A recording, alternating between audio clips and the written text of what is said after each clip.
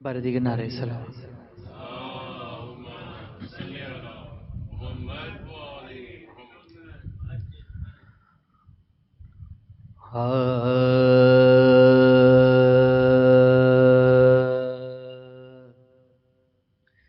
اے روزہ دارو آہو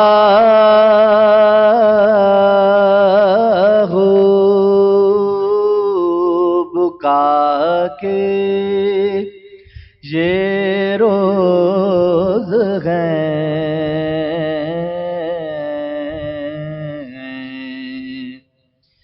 اے روزہ دارو آہو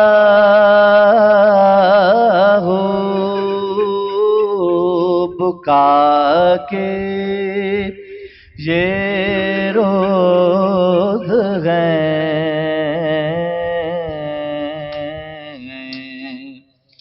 سادات پر نزول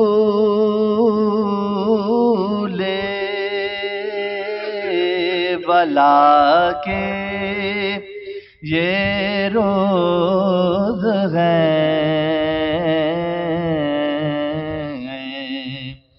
سادات پر نزول بلا کے یہ روز ہیں. سرتاج اوصیاء کی ادا کے یہ روز ہیں. تم سے وداع شیر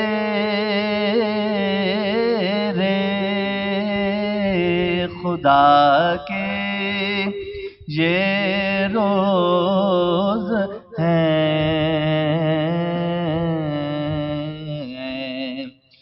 زخمی ہوا امام تمہارا نماز میں،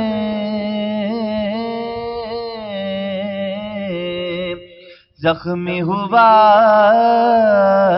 امام تمہارا نماز میں.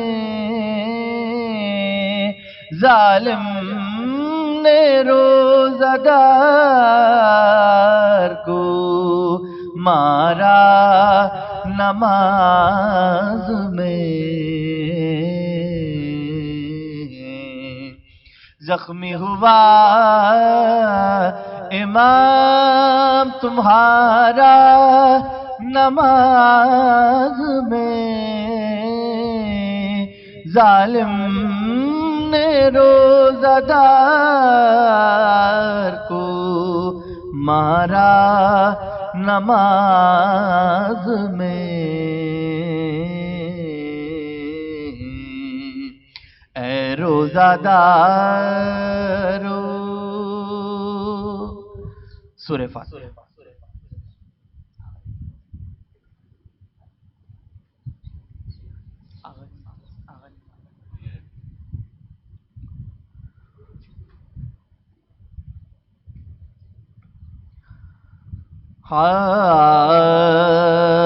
زخمی ہوئے جو حیدر صفدر نماز میں.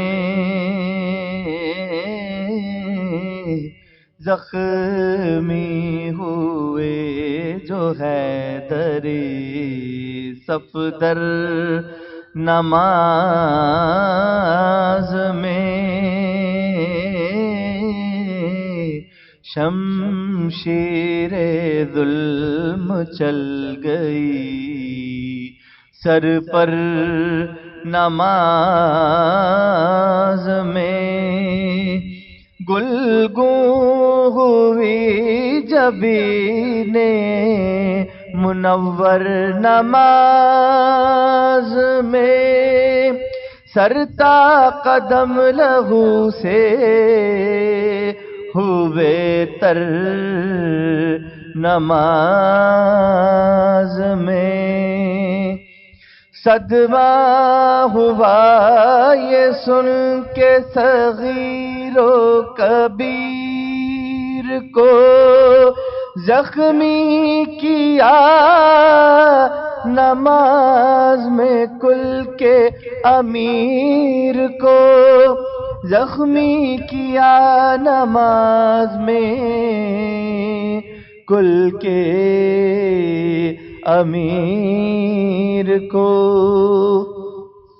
لو مومنو امام کی رحلت قریب ہے، ہنگام حشر وقت قیامت قریب ہے، آقا کی ہم غلاموں سے رخصت قریب ہے، باغ جہاں بعید ہے جنت قریب ہے، باغ جہاں بعید ہے جنت قریب ہے۔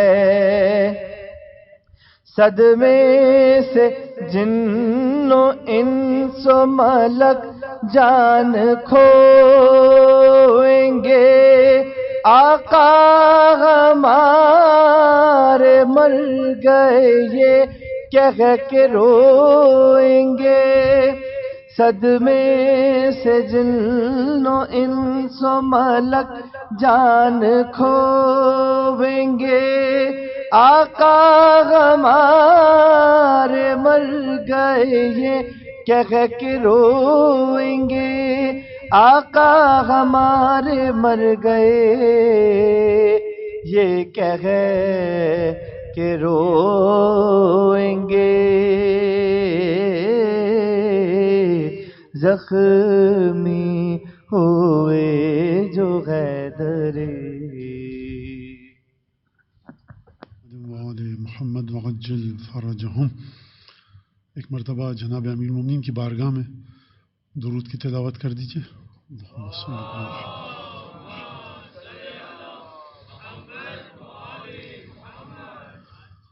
اعوذ باللہ من الشیطان الرجیم، بسم اللہ الرحمن الرحیم۔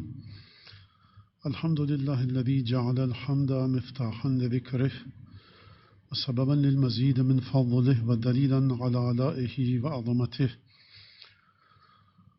والصلاة والسلام على عبده وامین وحیہ وخاتم رسلہ سیدنا ومولانا بالقاسم محمد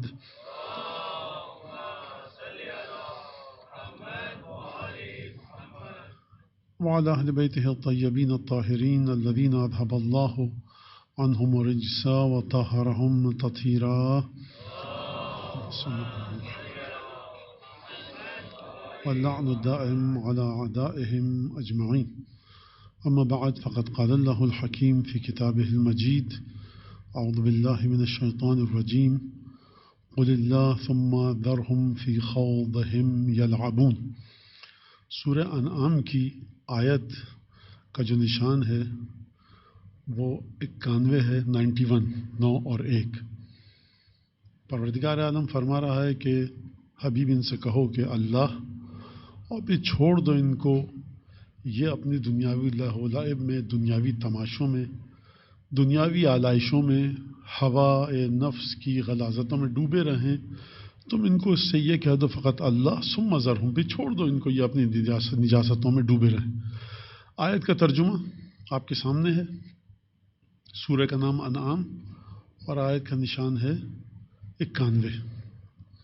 اس سے پہلے کہ تقریر کا باقاعدہ آغاز میں کروں اور اس آیت کی جانب کچھ جو نکات سوچ کر آئے ہیں ان کی جانب اشارہ کروں، درود و سلام جناب امیر المومنین کی بارگاہ میں پیش کرتے ہیں۔ اللہم صل علی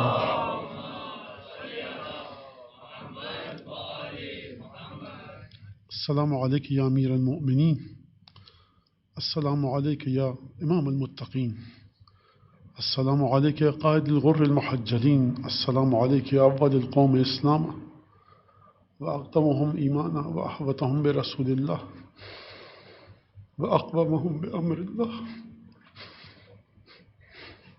درود پڑھیں امیر مومنین کی بارگاہ.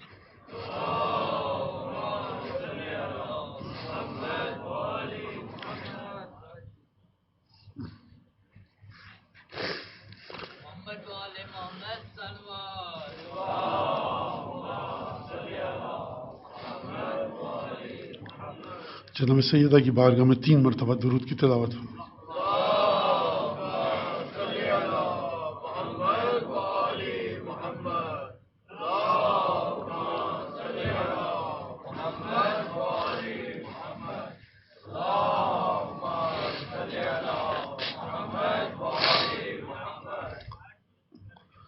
جناب امیر پر گفتگو، جیسا کہ عنوان آپ کے سامنے پہنچ چکا ہے کہ امیر المومنین کی ذات اور امتحان الہی. اس میں سب سے پہلے اشارہ میں یہ کروں گا سورہ عنکبوت کی بالکل شروع کی آیت کے ذریعے کہ امتحان ہر ایک کا ہوگا، اور پھر پروردگار اعظم کا تعلق اپنے بندوں کے ساتھ. چاہوں گا کہ مقررہ وقت میں گفتگو ختم ہو جائے اور آپ کو زیادہ تھکاوٹ کا شکار میں نہ کروں. پروردگار عالم نے جب یہ سورہ انعام کی آیت نمبر 91 میں یہ بات فرمائی کہ قل اللہ ثم ذرہم فی خوضہم یلعبون، ان سے کہو اللہ اور پھر چھوڑ دو یہ اپنی دنیاوی لاہ و لعب میں، دنیاوی گمراہیوں میں ڈوبے رہیں، لاہ و لعب میں کھیل تماشا کرتے رہیں، ابھی پھر تم ان کو چھوڑ دو. اس سے جو پہلے کی آیت ہے، یعنی اسی آیت کا تسلسل، پروردگار عالم اس انداز سے آیت کا آغاز فرما رہا ہے وما قدر اللہ حق قدرہ اذ قالوا ما انزل اللہ علی بشر من شیء قل من انزل الکتاب الذی جاء به موسیٰ نورا وہدی للناس تبدونہا وتخفونہا کثیرا وتجعلونہ قراطیس. داستان بڑی عجیب سی ہے، اور پروردگار عالم کی عظمت کو دیکھتے ہوئے جو آپ سب کے سامنے قرآن مجید کی آپ تلاوت کرتے ہیں، دعاؤں کی تلاوت کرتے ہیں، خدا کی وحدانیت، خدا کی توحید، اس کا جلال، جبروت، قہاریت، ستاریت، سب صفات آپ کے سامنے جتنی آپ کی استطاعت ہے اس حد تک آپ خدا کی صفات کو سمجھتے ہیں. عظمت کے لیے، ہیبت کے لیے، خدا کی بڑائی اور بزرگی کو سمجھنے کے لیے آپ کے سامنے قرآن مجید میں خدا کے تمام معجزے موجود ہیں جن پر آپ ایمان رکھتے ہیں. اس نقطے کو ذہن میں رکھ کر جو میں نے ابھی تک کہا، اب آپ دیکھیے کہ خداوند تبارک و تعالیٰ جو اپنے حبیب سے کہہ رہا ہے کہ ان سے کہو خدا اور چھوڑ دو ان کو اپنی ہوا اور ہوس میں، ان کی یہ کھیلتے رہیں دنیاوی آلائشوں میں، ہوا اور ہوس میں، نفسانی خواہشات میں. توجہ کیجئے اس آیت کا آغاز کہاں سے ہو رہا ہے کہ ما قدر اللہ حق قدرہ، انہوں نے خدا کی عظمت کو اس طرح سے نہیں پہچانا جس طرح سے پہچاننا چاہیے تھا.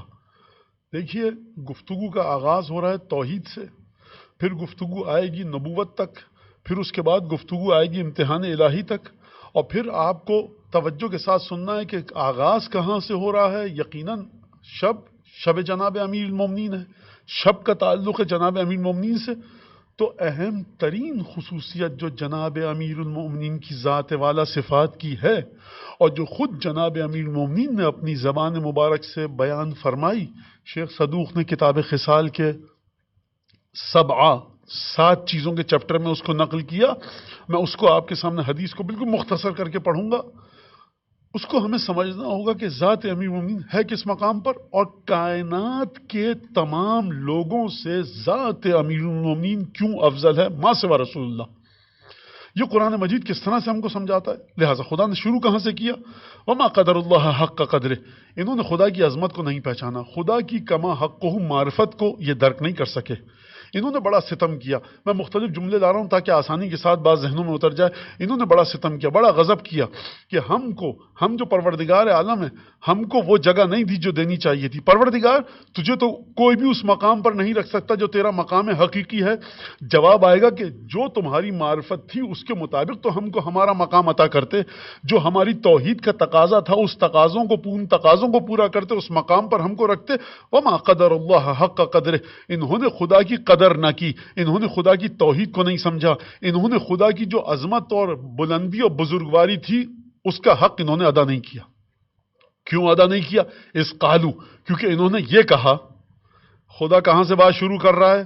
اپنی عظمت سے، اور دلیل پیش کر رہا ہے خدا کہ تم لوگوں نے جو خدا کی عظمت کا حق ادا نہیں کیا، تم نے جو خدا کی تعظیم کا کما حق ادا نہیں کیا۔ اب دیکھو ہماری تعظیم، ہماری بزرگواری، ہماری بڑائی، ہماری عظمت، ہماری تجلیل، ہماری تکریم، ہماری توحید منسلک ہے تو کس سے؟ داستان یہاں سے شروع ہو رہی ہے۔ اس قالو ما انزل اللہ علی بشر من شیء، حق کی بات ہو رہی ہے خدا کے، اور خدا فرما رہا ہے انہوں نے بڑا ستم کیا ہمارے بارے میں، ہماری ذات پر بڑا ستم کیا، ہماری معرفت کے سلسلے میں ستم کیا، جب انہوں نے یہ کہا کہ خدا نے اپنے کسی بندے پر کچھ نازل نہیں کیا۔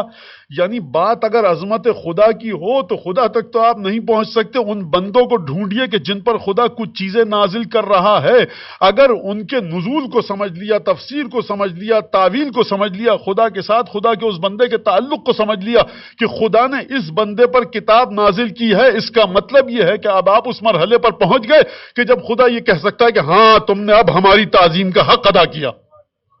لہذا ڈھونڈیے ان بندوں کو کہ جن کی شناخت خدا کی تعظیم کے برابر ہے، ڈھونڈیے ان بندوں کو کہ جن کی بڑائی کا اقرار کرنا خدا کی بڑائی کے اقرار کے مترادف ہے۔ قرآن کہاں سے گفتگو کو شروع کرتا ہے؟ اس کی کچھ شرائط ہیں، اس کے امتحانات ہیں، اس کے لیے چکی کے دو پارٹوں کے درمیان پسنا پڑتا ہے، امتحان دینا پڑتا ہے، اور اب پروردگار عالم نے بات آگے بڑھائی۔ اچھا یہ تو بتاؤ، من انزل الکتاب الذی جاء به موسی نورا وہدی تبدونها وتخفونها کثیرا، یہ تو بتاؤ اگر خدا نے کبھی کسی پر کچھ نازل نہیں کیا تو یہ جو موسی پر توریت نازل ہوئی تھی اور میرے الفاظ عیسیٰ پر جو انجیل نازل ہوئی تھی، کس نے نازل کی تھی؟ جس میں لوگوں کے لیے ہدایت تھی، نور تھا، پاکیزگی اور برکت تھی۔ مسئلہ تھا، یہودیوں نے آ کر سوال کیا، گفتگو ہے، مجھے اس گفتگو میں نہیں جانا، وہ گفتگو میرے بالکل بھی اہمیت نہیں رکھتی کہ یہودی نے آ کر کیا سوال کیا اور نبی کریم نے کیا جواب دیا۔ آیت نازل یہ ہوئی، یہ بتاؤ۔ اور تجعلونہ قراطیس، تم نے کاغذوں میں، پوٹلیوں میں، تھیلیوں میں، کاغذ کے دفتیوں میں، جلدوں میں لکھ لکھ کر اس کو رکھ دیا۔ تبدونہ، تم دکھاتے بھی تھے لوگوں کو یہ خدا نے نازل کیا، وہ تخفونہ کثیرا، اکثر کو تم چھپا گئے۔ تو یہ لکھی ہوئی چیزوں کا حال تھا کہ اکثر کو چھپا گئے۔ اب جہاں جہاں قرآن کا سفر جس کے سینے میں رہے گا، جو جہاں قرآن کے ساتھ ہوگا، قرآن اس کے ساتھ ہوگا، جو قرآن کے ساتھ ہوا وہی اس کے ساتھ بھی ہوگا۔ جس طرح سے قرآن کو چھپایا، قرآن کے حقائق کو چھپایا، اس عبد خدا کی حقیقتوں کو بھی چھپایا جائے گا، اس کے فضائل کو بھی چھپایا جائے گا، اس کی منزلت کو بھی چھپایا جائے گا۔ لہٰذا آپ جا کر دیکھیے کہ کہاں کہاں پر سفر ہو۔ اب جہاں پر جب یہ بات آ گئی تو پہلا نقطہ آپ کی سمجھ میں جو آیا، جو میں نے آپ تک منتقل کرنے کی کوشش کی، وہ یہ کہ خداوند تبارک و تعالی، اس کے بعد کوئی بات کرنے کی ضرورت ہے نہیں ویسے، لیکن بہرحال کیونکہ مختلف باتوں کے ذریعے، امور اور نکات کے ذریعے آپ کے ذہنوں کو روشن کرنا ہے، لہٰذا ذہنوں تک روشنی پہنچانے کے لیے بات کو پھیلایا جاتا ہے۔ خدا کہہ رہا ہے ہماری عظمت کو درک کرو، کیسے کریں؟ موسیٰ پر جو کتاب نازل کی گئی اس کو سمجھ لو کہ یہ نازل ہوئی۔ تو موسیٰ کون ہے؟ وَكَلَّمَ اللَّهُ مُوسَىٰ تَكْلِيمًا، خدا نے موسیٰ کے ساتھ گفتگو کی، اور جب تجلی آئی دنیا میں، دنیاوی تجلی، تو خر موسیٰ صاعقہ، غش کھا کر گر پڑے۔ فلما افاقہ، جب افاقہ ہوا غش سے، کہا پروردگار یہ کیا مطالبہ تھا جو ان کا میں نے تیرے سامنے پیش کیا، اپنے الفاظ میں پیش کر رہا ہوں کہ ارنا اللہ جہرتن، دنیاوی تجلی تھی، موسیٰ برداشت نہ کر سکے۔ موسیٰ پر لیکن جو کتاب نازل ہوئی مان لیا، تو تم نے خدا کی عظمت کو مان لیا۔ اب آپ مجھے یہ بتائیے، وہ رسول جو معراج پر جائے، دنیاوی تجلی کی بات نہیں ہو رہی، معراج میں جا کر تجلیات الہی کو دیکھ کر آئے اور غش میں نہ آئے، اسی طرح سے جائے، اسی طرح سے آئے۔ اب جو اس پر نازل ہوگا اس کو جب آپ مانیں گے تو اب یہ توحید آپ کی موسیٰ کی امت والی توحید نہیں ہوگی، آپ کی توحید ہوگی محمد مصطفیٰ والی۔ اور اس کے بعد کس مرحلے پر؟ درود پڑھ دیجیے محمد آل محمد۔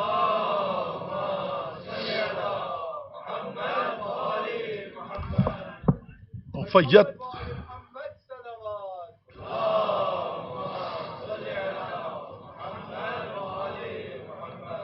قرآن پر عمل کرو، رسول کے لائے ہوئے حرام حلال پر عمل کرو، سورہ آراف آیت نمبر 157، ان سب چیزوں پر عمل کرو۔ یتبعون النور الذی انزل معہ، اور اس نور کی بھی پیروی کرو جو اس کو رسول کے ساتھ اتارا گیا۔ یعنی یہ نور ہونا چاہیے انسانی سانچے میں، یہ نور ہونا چاہیے انسانی ڈھانچے میں، یہ نور ہونا چاہیے انسانی قالب میں، تبھی پیروی کے مطابق ٹھہرے گا۔ لیکن اس کو انسانی سانچے میں دیکھ کر دھوکہ مت کھا جانا کہ ہماری طرح کا انسان ہے نہ، جس پر کتاب نازل ہوئی وہ تمہاری طرح کا انسان تھا نا، یہ جو نور نازل کیا ہے رسول کے ساتھ تمہاری طرح کا انسان ہے۔ اس پر اس کی طبیعت کی پیچھے چلے، جب جا کر خدا کی عظمت کا حق ادا کر پاؤ گے۔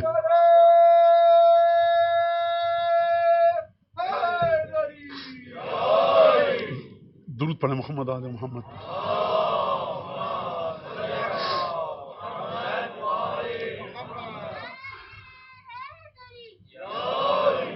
یہاں تک بات ہو گئی کس بات کی؟ کہ نازل کیا گیا کتاب کو اگر تم نے سمجھ لیا تو اس کا مطلب ہے تم خدا کی عظمت کے حق کو سمجھ گئے۔ اب بات جب یہاں تک آگے بڑھی تو پروردگار عالم نے اس قرآن کے الفاظ کو امت کے رحم و کرم پہ نہیں چھوڑا۔ سورہ آل عمران میں فرمایا کہ هو الذی انزل علیک الکتاب منہ آیات محکمات ہن ام الکتاب واخر متشابہات۔ حبیب وہی ہے جس نے تم پر کتاب کو خوب توجہ کیجئے گا۔ اگر آپ کا ذہن مسلسل اس توجہ کے ساتھ رہے اور گفتگو کی لڑیوں کو اور کڑیوں کو جوڑتا رہے، کتاب کو اگر نازل کیا موسیٰ پر اور تم اس پر ایمان لے آئے تو قدر اللہ حق کا قدر، تم نے خدا کی قدر و قیمت کا اندازہ کر لیا۔ موسیٰ کون؟ موسیٰ پر نازل ہونے والی کتاب کون؟ محمد کون؟ جن کے آگے تمام کے تمام انبیاء کی نبوت فنا ہے۔ سرکار ختمی مرتبت کا قرآن کون سی کتاب کہ جس کے آگے ہر کتاب فانی ہے، ہیچ ہے۔ اب بات ہو رہی ہے هو الذی انزل علیک الکتاب، وہاں بات ہو رہی تھی موسیٰ پر کتاب کے نازل کرنے کی، اب بات ہو رہی ہے جناب ختمی مرتبت پر کتاب کو نازل کرنے کی۔ تو سرکار اگر پیغمبر مختلف ہے، کتاب مختلف ہے، تو علم بھی مختلف ہوگا۔ اگر موسیٰ پر نازل ہونے والے علم کو مان لیا تو تم توحید پر پہنچ گئے، تو مصطفیٰ پر نازل ہونے والی چیزوں کو مانو گے تو توحید کے کس مرحلے پر پہنچو گے؟ اب ڈھونڈتے رہیے کہ مصطفیٰ کے ساتھ خدا نے، قرآن نے، جبرائیل نے کن کن چیزوں کو جوڑا، کن کن ہستیوں کو جوڑا، ان کو مان کر توحید کا جو آپ سفر کریں گے۔ اب یہ توحید کا وہ سفر نہیں ہے جو موسیٰ کی امت نے کیا۔ توجہ کیجئے گا آپ یہاں پر هو الذی انزل علیک الکتاب، پروردگار وہی ہے خدا جس نے تم پر کتاب کو نازل کیا۔ اور پھر فرمایا کہ اس میں دو طرح کی آیتیں ہیں، ایک تو یہ کہ ہن ام الکتاب و اخر متشابہات، منہو اسی میں سے محکمات بھی ہیں اور اس میں متشابہات بھی ہیں۔ محکمات معنی واضح ہے، متشابہ کا مطلب کیا ہے کہ ہر انسان اپنے مطلب کا معنی نکال سکتا ہے۔ متشابہ کا مطلب یہ ہے بہت آسان لفظوں میں۔ پھر فرمایا خدا نے کیونکہ ہر انسان غلط نیت والا غلط معنی نکال سکتا ہے، لہذا فرمایا فَأَمَّا الَّذِينَ فِي قُلُوبِهِمْ زَيْغٌ يَتَّبِعُونَ، جن کے دلوں میں کجی ہے، زنگ لگا ہے، غلیظ دل ہیں جن کے، تو وہ کیا کرتے ہیں؟ يَتَّبِعُونَ مَا تَشَابَهَ مِنْهُ ابْتِغَاءَ الْفِتْنَةِ وَابْتِغَاءَ تَأْوِيلِهِ، فتنے کی نیت دل میں رکھ کر، کیونکہ آیات میں کئی معنی نکل سکتے ہیں لہٰذا اپنی پسند کا معنی نکالتے ہیں۔ ان کے دلوں میں غلاظت ہے، ان کے دلوں میں زنگ ہے، لہٰذا یہ متشابہ آیات کے غلط معنی کو جو نکل سکتا ہے لغت کے حساب سے، اس کو نکال کر اپنے مطلب کے مطابق آیات کی تفسیر کرتے ہیں۔ لیکن یاد رکھنا وَمَا يَعْلَمْ تَعْوِيلَهُ إِلَّا اللَّهُ وَالرَّاسِخُونَ فِي الْعِلْمِ، اس قرآن کی جو تعویل ہے اس کے علم کو صرف خدا جانتا ہے، یا وہ لوگ کہ جو علم میں رسوخ کر چکے ہیں، علم الہی میں مکمل طریقے سے ڈوب چکے ہیں، مستغرق ہیں، غرق ہیں، وہ علم الہی سے متصل ہیں، ان کے پاس سوائے خدا کے علم کے دیا ہوا کوئی اور علم نہیں ہے۔ اب یہاں سے ایک سوال پیدا ہوا کہ راسخون فی العلم کون ہیں؟ آپ جواب دیں گے کہ سرکار یہ رسول خدا ہیں، تو میں جواب دوں گا کہ سرکار رسول کے بارے میں تو بحث ہی نہیں ہے۔ اس راسخون فی العلم کو سمجھنا ہے تو سورہ رعد کی آخری آیات کی طرف چلیے کہ جہاں پر پروردگار فرما رہا ہے حبیب تمہاری رسالت کی گواہی کے لیے تو ہم رسالت کی گواہی دیں گے، یا جس کے پاس کتاب کا علم ہے اندہو علم الکتاب، اس کا مطلب یہ ہے کہ جس کے پاس علم کتاب ہوگا وہی راسخون فی العلم ہے۔ اور اگر آپ کہیں کہ رسول خدا راسخون فی العلم تھے تو میرا جواب یہ ہوگا کہ کفار کے پاس جب رسول خدا جائیں گے تو کفار کہیں گے ہمارا تو مقدمہ تم سے ہی ہے، ٹکراؤ تم سے ہے۔ یہ کب سے ہوا کہ مقدمے میں جو فریق ہو وہ خود اپنا گواہ بن کر آئے کوئی ایسا کہ جو تمہارے علاوہ ہو، علم رسوخ بھی رکھتا ہو، علم کتاب بھی ہو، اس کی ذات سے معجزات ایسے نکلیں، اس کی ذات کی کرامت ایسی ہو، زبان میں طاقت اور طہارت ایسی ہو کہ ختمی مرتبت کی رسالت کی گواہی دے سکے۔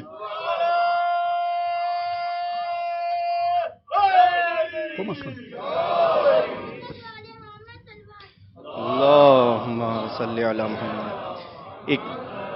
ایک گاڑی جس کا نمبر ہے M44240، اگر یہاں سے کسی مومن کی ہے تو وہ برائے مہربانی اس کو وہاں سے ہٹا لیں کیونکہ غلط پارک ہوئی ہوئی ہے۔ بر محمد وآل محمد صلوات۔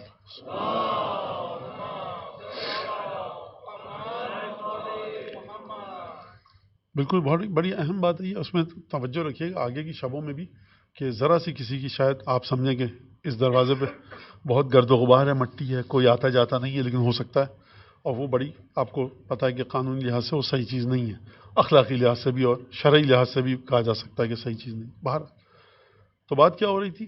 بات یہ ہو رہی تھی کہ پروردگار عالم نے قرآن میں محکمات رکھی، متشابہات رکھی۔ اب مسئلہ یہ ہے کہ راسخون فی العلم اس تعویل کو جان۔ تعویل کا مطلب کیا؟ یعنی قرآن کی آیات کی جو حدود علم الہی میں ہیں، زمین پر کوئی ہونا چاہیے جو ان حدود کو جانے، آسان ترین الفاظ میں۔ اگر فرض کیجیے آپ اس صاحب تعویل سے جا کر کہیں کہ آیت کا یہ معنی ہے، نکل رہا ہے تعویل کے مطابق، اگر وہ آپ کے سامنے کہہ دے کہ نہیں یہ تم معنی غلط نکال رہے ہو تو پھر آپ اس سے بحث نہیں کر سکتے کیونکہ وہ صاحب تعویل ہے۔ قرآن کی آیات کی تمام معنی کی حدود اس کو علم ہے، لہٰذا دوسرا ایک تو یہ مسئلہ۔ دوسرا مسئلہ کیا؟ اب جو بھی اس کے سامنے جا کر ٹکرائے گا راسخون فی العلم سے، خدا فرما رہا ہے کہ اما الذین فی قلوبہم زیغ یتبعون ما تشابہ منہ ابتغاء فتنۃ وابتغاء تأویلہ۔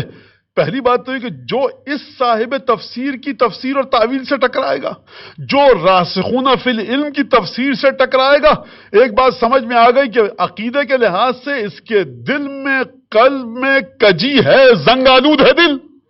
اور دوسرا مرحلہ یہ کہ کتنا ہی متقی کیوں نہ ہو، ہے صاحب فتنہ، کیونکہ خدا فرما رہا ہے کہ اما الذین فی قلوبہم زیغ فیتبعون ما تشابہ من ابتغاء الفتنہ وابتغاء تأویلہ۔ لہٰذا اب امت کی سب سے بڑی ذمہ داری یہ ہے کہ ڈھونڈے کہ ہے کون صاحب تعویل، ڈھونڈے کہ ہے کون صاحب تفسیر، ڈھونڈے کہ ہے کون راسخون فی العلم۔ سرکار رسول خدا کو اگر آپ مانتے ہیں تو جائیے رسول خدا تک۔ بالکل میں مانتا ہوں کہ رسول خدا راسخون فی العلم ہے، بالکل مانتا ہوں کہ رسول خدا کے پاس علم تفسیر اور تعویل ہے، لیکن رسول خدا کے پاس جائیے گا، اب آپ کے ذوق کی نظر کر رہا ہوں، آپ کی ذہانت پر چھوڑ رہا ہوں، دروازہ کھٹکھٹا کر جائیے گا رسول خدا کے علم تک۔ شہر علم میں جائیے گا تو دروازے کو کھٹکھٹا کر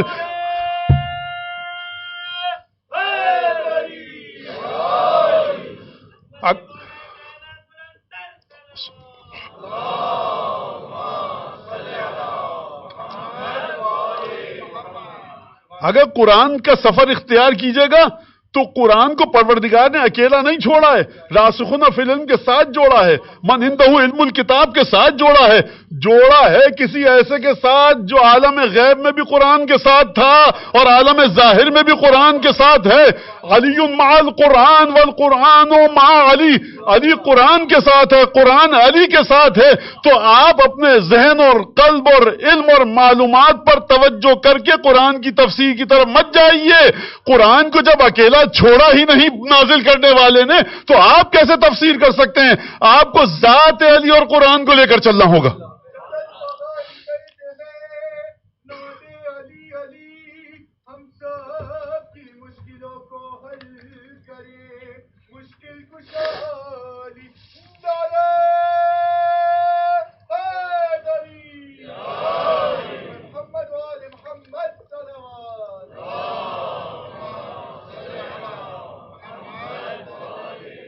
مرحلہ یہاں تک آ گیا، اب اچھی طرح سے میرے خیال سے سمجھ گئے، آپ سمجھے ہوئے تھے۔ اچھا یہ جو ہم یہاں پر آتے ہیں بس یہ کہ امام زمانہ سے کہ مولا آپ کے جد کی جو شب تھی نا، اس میں ہم فی خوضہم یلعبون نہیں تھے، ہم نے آپ کے جد کا پرسہ آپ کو پیش کرنے کی کوشش کی، اگر پرسہ ہمارا کسی قابل ہو، اور مرہم رکھنے کی کوشش کی آپ کے دل پر، اگر یہ کسی قابل ہو، ورنہ کیا ہماری اس ذکر کی اوقات ہے، کیا ذکر کرنے والے کی اوقات، جس کا آسمان پر فرشتے ذکر کریں، یہ انسان کیا اس کا ذکر، خدا جس کا ذکر کرے، یہ انسان کیا ذکر کر سکتا ہے اس ہستی کا۔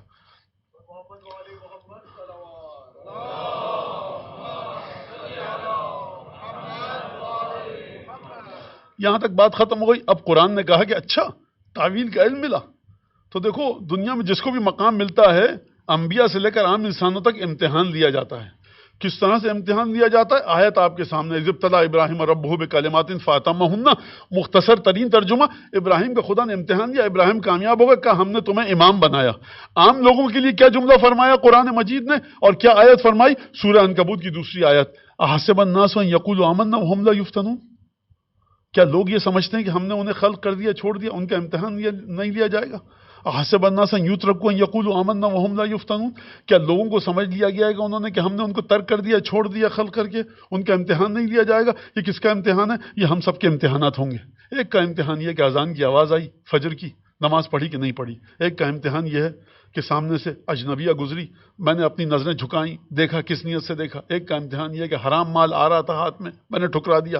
ایک کا امتحان یہ ہے کہ زبان پر ایک لفظ آ رہا تھا، کہہ سکتا تھا، لیکن خدا نے عذاب کا وعدہ کیا ہے، عذاب سے ڈر کر میں رک گیا۔ ایک کا امتحان یہ تھا کہ میں نعوذ باللہ کسی پر ہاتھ اٹھا سکتا تھا، میں نے نہیں اٹھایا۔ یہ میرا امتحان ہے، یہ میرا امتحان ہے۔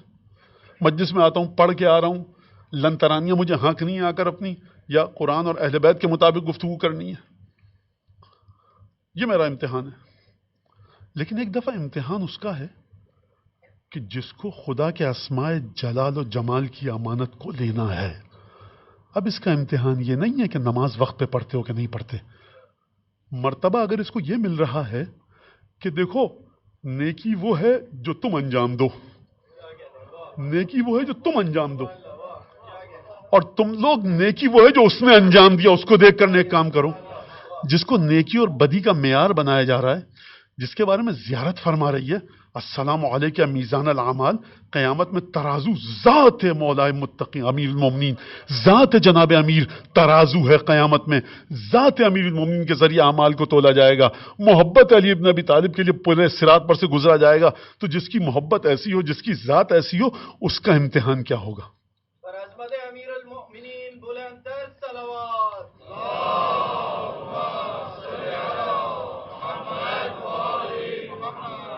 اگر نبی کریم کو نسلاً بعد نسل امتحان دیا گیا آباء و اجداد سے رسول خدا کے کہ نور محمد تمہاری نسلوں اور پشتوں سے نکل کر کہیں اور نہ چلا جائے، جناب عبد المطلب، جناب عبد مناف، جناب ہاشم، جناب عبداللہ، جناب آمنہ، ننیال اور ددیال کو جہاں تک پھیلائیے آپ، پچھلی نسلوں میں ہر نسل نے امتحان دیا۔ جب جا کر جناب آمنہ کی آغوش میں سرکار ختمی مرتبت تشریف لائے تو مجھے یہ بتائیے کہ اب یہ جو سلسلہ چلے گا معرفت الہی کا، جس خدا کو اب اس کی حکمت کا تقاضا یہ ہے کہ اب اس امت مصطفیٰ کو اس توحید پر لائے جو موسیٰ کی توحید نہ ہو، مصطفیٰ کی توحید ہو۔ اب ہم یہ کام کریں کہ ایسا کام کریں کہ قرآن ہمارا جہاں پر نظر آئے، یہ اس قرآن کے نزول کو دیکھ کر کہہ سکیں کہ یہ پروردگار عالم کا عظیم ترین عبد ہے، کیونکہ خدا کو اپنی عظمت کو جوڑنا ہے اپنے اس بندے کے ساتھ، اپنی توحید کو ذات علی ابن ابی طالب کے ساتھ جوڑنا ہے، اپنی معرفت کو ذات امیر المومنین کے ساتھ جوڑنا ہے۔ یہ ہمارا اور آپ کا امتحان تھا۔ صبح کی نماز پڑھی کہ نہیں پڑھی، خمس وقت پر دیا کہ نہیں دیا، جھوٹ کتنا بولا، غیبت کتنی کی۔ اب جہاں خدا اپنی مرضی کو، اپنے جلال کو، جبروت کو، قہر کو، ملکوت کو اگر علی ابن ابی طالب کے ساتھ جوڑ رہا ہے تو پھر امتحان کا مرحلہ ہوگا تو کیا ہوگا؟ کون بتائے گا؟ یہ کون بتائے گا؟ میں یہ نہیں کہہ سکتا کون بتائے گا، ابھی پتہ لگے گا آپ کو، لیکن مجھے اتنا پتا ہے کہ جب بھی اپنے چھوٹے بھائی کی طرف، اپنے اس برادر خورد کی طرف جناب رسالت مآب کی نگاہ جاتی تھی، کبھی انعام یاد آتے تھے علی کے شاید تو مسکرا جاتے تھے، کبھی امتحان یاد آتے تھے تو گریہ فرماتے تھے۔ یہ جناب امیر مومنین کی منزلت، لہذا یہ امتحان دیا گیا سب سے، جناب امیر سے بھی امتحان دیا گیا۔ اب آئیے آپ اس طرف جس کے لیے میں نے آپ کو تھکایا۔ تو ایک دفعہ شیخ صدوق نے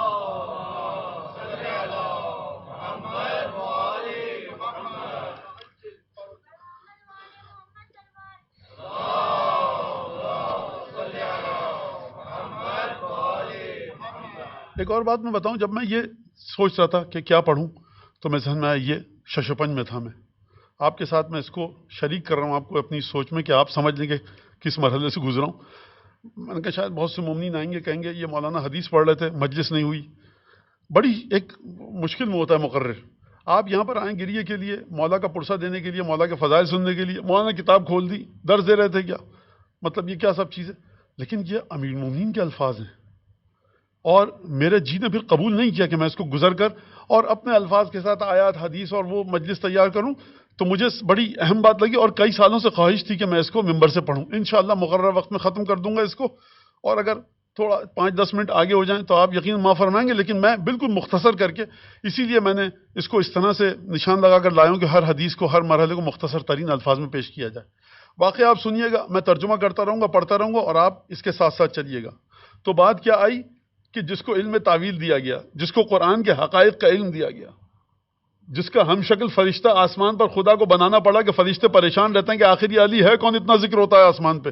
خدا کا یہ لو میاں ایک بنا دیا فرشتہ، اس کو دیکھتے رہو، یہ ہے علی.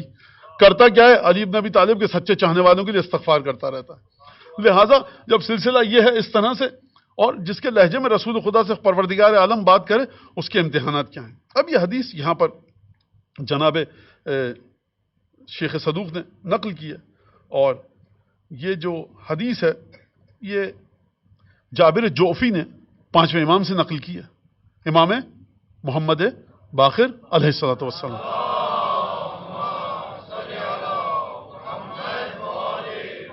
اب میں صرف ترجمہ کرتا رہوں گا تاکہ آپ اس کو سمجھیے کہ رأس الیہود اتا رأس الیہود علی علی بن ابی طالب عند منصرفہ من صفین وهو جالس مسجد الکوفہ. صفین سے لوٹ رہے ہیں، مسجد کوفہ میں بیٹھے ہیں. اس نے کہا یا امیر المؤمنین انی اريد ان اسالک عن اشیاء لا يعلمها الا نبی او وصی نبی. آپ کہہ رہے ہیں میں نبی کا وصی ہوں، ہم نے اپنی کتابوں میں پڑھا ہے کہ آپ سے کچھ سوال کروں گا کہ جس کو سوائے نبی کے اور نبی کے وصی کے کوئی نہیں جانتا. امام نے فرمایا سل عما بدلک، جو پوچھنا ہے پوچھ. کہا اس نے ان نجد فی الکتاب ان اللہ عز وجل اذا بعث نبیا اوحى الیہ. جب دیکھیے میں اس کا مختصر ترجمہ پیش کر سکتا تھا. یہ بتانے کا مقصد کیا ہے کہ توریت اور انجیل سے سلسلہ چل رہا ہے جناب امیر کا. فرمایا، کہا اس یہودی نے کہ ہم نے اپنی کتاب میں پڑھا ہے کہ خدا جب بھی کسی کو پیغمبر کو بنا کر پیغمبر بھیجتا ہے، اوحى الیہ، اس پر وحی کرتا ہے ان یتخذ من اہل بیتہ من یقوم بامر امتہ من بعدہ، کہ اے پیغمبر کسی ایک کا انتخاب کرو اپنے گھر والوں میں سے کہ تمہارے بعد جو تمہاری امت کا انتظام سنبھالے. وَأَنْ يَعْهِدْ إِلَيْهِمْ فِيهِ عَهْدًا يَحْتَزِي عَلَيْهِ وَيَعْمَلْ بِهِ فِي أُمَّتِهِ. اور اس سے ایک عہد لو، امت سے بھی عہد لو کہ اس عہد کے مطابق، اس وعدے کے مطابق تمہارا وصی امت میں وہ کام کرے اور تمہاری امت اس کے مطابق چلے. اب دیکھو یہ تو ہو گیا مسئلہ اے علی جو کرتا ہے خدا اپنے نبی کے ساتھ. اگلا مرحلہ یہ وَأَنَّ اللَّهَ عَزَّ وَجَلَّ يَمْتَحِنُ الْأَوْصِيَاءَ فِي حَيَاةِ الْأَنْبِيَاءِ وَيَمْتَحِنُهُمْ بَعْدَ وَفَاتِهِمْ. خدا اس وصی کا، جو نبی کا وصی ہوگا، اس کا امتحان لیتا ہے. کچھ امتحان زندگی میں لیتا ہے، کچھ امتحان نبی کے جانے کے بعد. تو میں تم سے پوچھنے آیا ہوں کہ تم یہ مجھے بتا کم یمتحنہم بعد وفاتہم من مرۃ، یہ بتاؤ کہ کتنے امتحان زندگی میں تمہارے لیے خدا نے، اور کتنے امتحان تمہارے نبی، تمہارے بھائی، تمہارے رسول کے جانے کے بعد تمہارے لیے. خوب توجہ کیجئے گا جناب. اب یہ میرا جملہ سمجھیے گا آپ، اور مجھے اس کی توضیح کی ضرورت نہیں ہوگی کہ جناب امیر کو تو نہیں معلوم نا کہ توریت میں کیا لکھا ہوا ہے. یہ میں یعنی کہ ایک سوچ کے مطابق کہہ رہا ہوں. جتنے بھی عام لوگ بیٹھے ہیں، میں آپ کی بات نہیں کر رہا، لوگ جو بیٹھے ہیں ان کو کیا پتا کہ توریت میں کیا لکھا ہے. اور یہ ہے یہودی، اگر کہہ رہا ہے سچ کہا اور میں ایمان لے آؤں گا، اس کا مطلب ہے کہ یہ کوئی سازش نہیں ہے، یہ کوئی پلانٹڈ انسان نہیں ہے، یہ تو آ کر حقانیت کا اظہار کر رہا ہے. لہٰذا جناب امیر کو بظاہر توریت کا علم نہیں ہے، لیکن جواب وہ دیں گے جو توریت سے ملتے جلتے ہیں. یا تو یہ مانیے کہ علم توریت اور علم غیب تھا، یا یہ مانیے کہ حقانیت کا ذکر توریت میں تھا اور رسول خدا بتا کر گئے.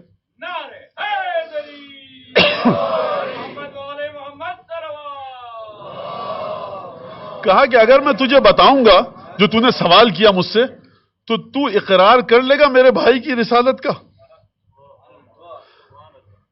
ایک اور جگہ پر ہے کہ کیا اجیتا تفقہن او تعنتن، یہ تو میرا امتحان لینے آیا تھا یا واقعاً تجھے ان سوالوں کے جواب چاہیے؟ اگر تو صرف دیکھنا ہے کہ میرے علم کی مقدار کیا ہے، کہاں پر ہے، چیک کرنے آیا، میں جواب نہیں دے رہا، لیکن میں اتنا بڑا، یہ میرے الفاظ میں تشریح کر رہا ہوں میں آپ کو اپنے الفاظ میں، لیکن اگر تو چاہتا ہے مجھ سے کہ میں سوال کے جواب دوں اور تو اسلام لے آئے، تو پھر ہاں اتنی قدر و قیمت ہے تیرے اسلام لانے کی کہ میں وہ علم تیرے سامنے کھولوں جو کسی کے سامنے نہیں کھولا۔ تو میرے بھائی کا کلمہ پڑھے گا، اب میں نہیں چھپا سکتا تم سے رازوں کو، توجہ کیا آپ نے؟ تیری جنت و جہنم بن جائے گی، تیری قبر آباد ہو جائے گی، تم رسول کا امتی ہو کر مرے گا۔ اب یہاں پر علی اپنے علم کو نہیں چھپائے گا۔ اب مولا کائنات نے کہا لَتَقَرَّنَّ بِهِ، اقرار کرے گا؟ کہا کہ ہاں، قسم ہے اس خدا کی جس نے چیزوں کو پیدا کیا، موسیٰ پر توریت کو نازل کیا۔ مولا نے کہا کہ یہ تم نے صحیح کہا، ان اللہ عز وجل یمتحن الاوصیاء فی حیات الانبیاء فی 7 مواطن۔ اس نے کہا یہ بتاؤ کتنی دفعہ امتحان لیتا ہے؟ مولا کہہ رہے ہیں 7 دفعہ لیتا ہے، تعداد بتا رہے ہیں، اور پھر رسول کے جانے کے بعد 7 دفعہ۔ جب 7 دفعہ امتحان لیتا، خوب توجہ کیجئے، امتحان امیر المومنین کی بات ہو رہی ہے، 7 دفعہ جب نبی کی زندگی میں امتحان لے لیتا ہے نا تو نبی چلا جاتا ہے، پھر 7 دفعہ نبی کے جانے کے بعد امتحان لیتا ہے، اور پھر ان امتحانوں سے اگر خدا راضی ہو جائے اور ان امتحانات میں وصی رسول کامیاب ہو جائے تو پھر آخری علامت ایک ہوتی ہے کہ جو علامت دنیا والوں کے سامنے آتی ہے کہ اس وصی نے، اس ولی نے، نبی کے اس جانشین نے امتحان جو دیا خدا اس سے راضی، وہ آخری علامت بھی تجھے بتائے گا علی۔ محمد والے محمد صلوات۔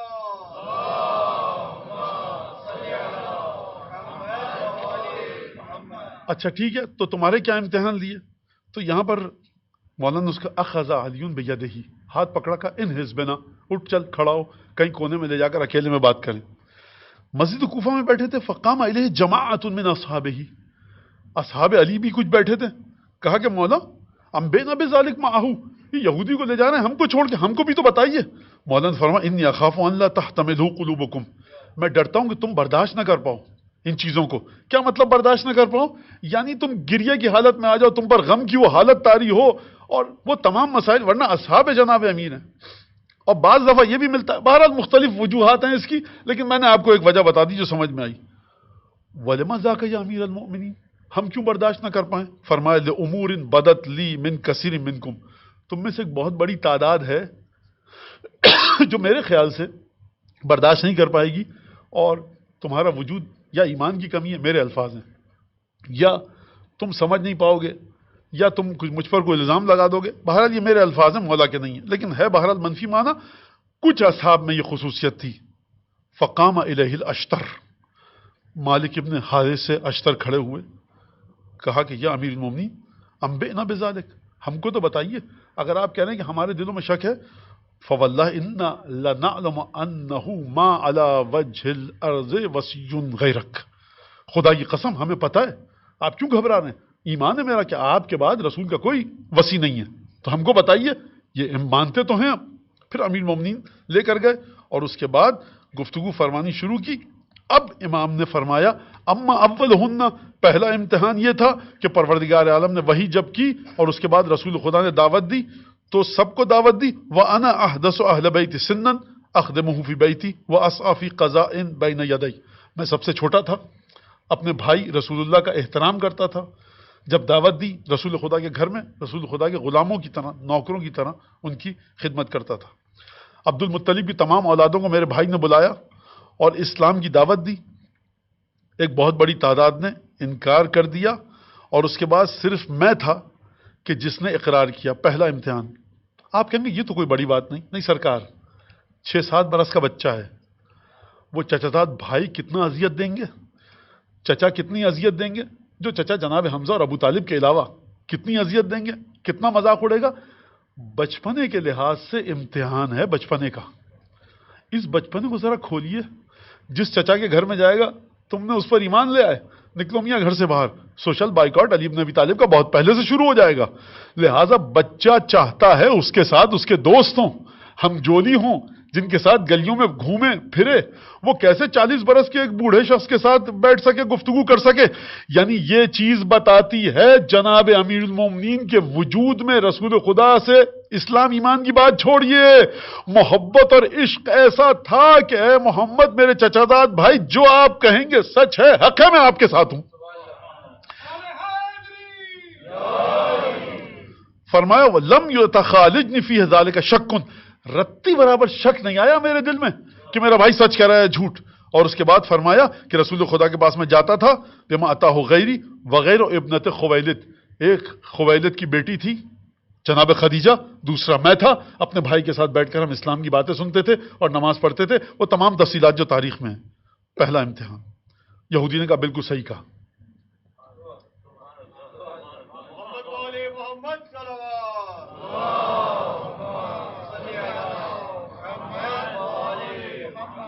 اس کے بعد قریش نے کیا کیا؟ وَتَعْمَلَ الْحِيَلْ فِي قَتْلِ محمد صلی اللہ علیہ وسلم۔ اس کے بعد قریش کیا کرنے لگے؟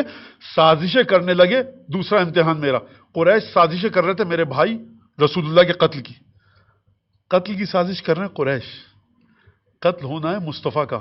یہ علی کا امتحان کہاں سے آ گیا؟ فرمایا یہاں تک کہ ابلیس ظاہر ہوا روپ دھار کر مکے کے ایک کافر کا، اور اس نے بتایا کہ دیکھو قریش کے خذوا فخذا من قریش، قریش کی ہر شاخ سے قبیلے کی ایک ایک آدمی لو اور محمد پر ایک ساتھ حملہ کرو۔ بنو ہاشم پریشان ہو جائیں گے کہ کس سے خون بہا لیں، کس سے بدلہ لیں، پورا مکہ ایک طرف، بنو ہاشم ایک طرف۔ سرکار شیطان کو بھی پتا ہے کہ کوئی قبیلہ کسی کام کا نہیں ہے سوائے بنو ہاشم کے، لہٰذا بنو ہاشم کس سے لیں گے بدلہ؟ تم سب مل جاؤ۔ اور یہ بات بھی سمجھ میں آتی ہے کہ بنو ہاشم ایک طرف تھے، پورا مکہ ایک طرف تھا۔ کہا یہ کام کرو، اور پھر اس کے بعد جب وہ خوب توجہ کیجئے گا، اس کے بعد کہا اس شیطان نے ملعون نے ثم یأتی النبی، اور نبی پر جانا وہو نائم علی فراشہ یضربونہ جمیعا باسیافہم، کہ ایک ساتھ جب سو رہا ہوں نا اپنے گھر میں آرام کر رہا ہوں، تب پل پڑنا، تلواروں سے ٹکڑے ٹکڑے کر دینا رات کی تاریکی میں۔ اگر تحقیقات بھی ہوں گی تو تم سب شامل ہوگے تو کسی سے قصاص نہیں کیا جائے گا۔ یہ بات تھی۔ جب یہ مسئلہ آیا تو جبرائیل نے آ کر بتایا کہ دار الندوہ میں جو میٹنگ ہوئی ہے وہاں پر یہ طے پایا ہے، لہٰذا آپ آج کی رات اپنے مکے سے گھر سے نکل جائیے، اور حکم دیا خدا نے بالخروج فی الوقت الذی خرج فیہ الی الغار فاخبرنی رسول اللہ، خدا نے بتایا جبرائیل کو، جبرائیل نے کہا رسول اللہ سے قتل ہونا ہے آپ کا، مکے والے، نبی میں ہوں کیا؟ امتحان آپ کا ہے، سو بستر پہ میں؟ کیا بات کرتے ہیں آپ علی بن ابی طالب کی، رسول خدا کی جگہ امتحان دیا، بس بات ختم ہو گئی۔ وَأَمَرَنِي أَنْ أَضْطَجِعَ فِي مَضْجَعِهِ وَأَقِيَّ بِنَفْسِي، حکم دیا یا علی سو جاؤ گے؟ سو جاؤ، سو جاؤں گا۔ وَأَقِيَّ بِنَفْسِي، اور میں تیار تھا کہ اپنے ذریعے رسول کی جان کو بچا لوں۔ اب گیا کیسے؟ پیر کپ کپا رہے تھے، دل دھک دھک کر رہا تھا، شہادت کی طلب تو ہے لیکن خوف بھی ہے جان کا، دل دھڑک رہا تھا، پیروں میں کپ کپاہٹ تھی، پانی کا گلاس برابر میں رکھا کہ گلا خشک ہو جائے تو پیوں کیسے، یا رسول کو دعا کچھ کہا فَأَسْرَعْتُ ذَلِكَ مُطِيًّا، بڑی تیزی سے تیر کی طرح چلتا ہوا گیا رسول کی بسترے پر۔ رک جائیے، ابھی جناب امیر کی فضیلت مکمل نہیں ہوئی۔ مسروراً، مولا کائنات تیرے قدموں کی خاک کے قربان، کائنات ایک طرف، تیرے قدموں کی خاک ایک طرف۔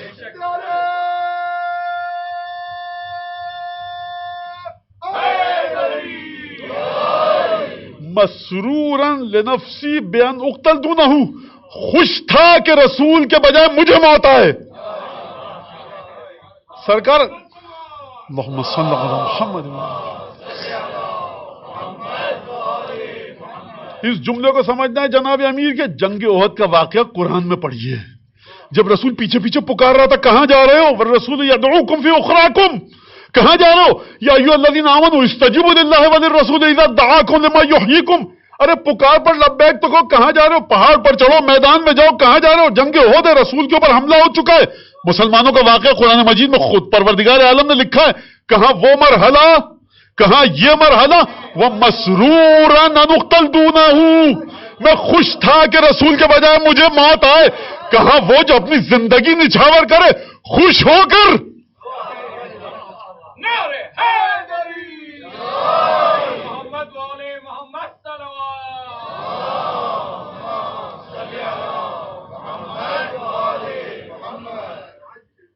پود کے پاؤں پالنے میں نظر آتے ہیں. جناب امیر المومنین ان جملوں کو انشاءاللہ حضرت حجت قبول فرمائیں، کیونکہ مولا یہ آپ کے جد کے جملے میرے تو نہیں ہیں.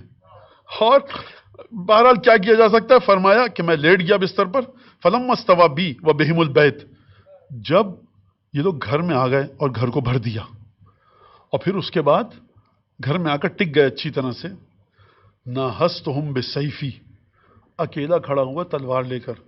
فدفعتہم عن نفسی بما قد علمہ اللہ والناس، اور پھر تلوار سے اکیلا مقابلہ کیا ہے رسول کے گھر میں. خوب توجہ کیجیے گا یہاں پر. آپ نے، میں کیا کروں کہ معیار وہی ہے، پورے قریش موجود ہیں، سب علی کو مل کے قتل کر دیں. فارمولہ تو وہی ہے نا کہ جا کر بنو ہاشم علی کے خون کا قصاص کس سے کریں گے؟ تعداد وہی ہے، پورے قبیلے ہیں، لیکن علی ڈرے نہیں. اکیلے گھر میں رہ کر، گھر میں تم آئے تھے، اور کس طرح سے علی بن ابی طالب نے جنگ کی. فرمایا فلم اقبل الی اصحابہ، اپنے اصحاب کی طرف دیکھا، ایسا نہیں ہے. اصحاب نے کہا بالکل صحیح کہہ رہے ہیں. واما الثالثہ یا اخا یہود، تیسرا امتحان کب ہوا؟ یہ ہجرت کے موقع پر. فان ابن ربیعہ وابن عتبہ کانوا فرسان قریش دعوا الی البراز یوم بدر. ربیعہ کے بیٹے تھے اور عتبہ کا بیٹا، یہ دونوں قریش کے مکے کے بڑے پہلوان تھے.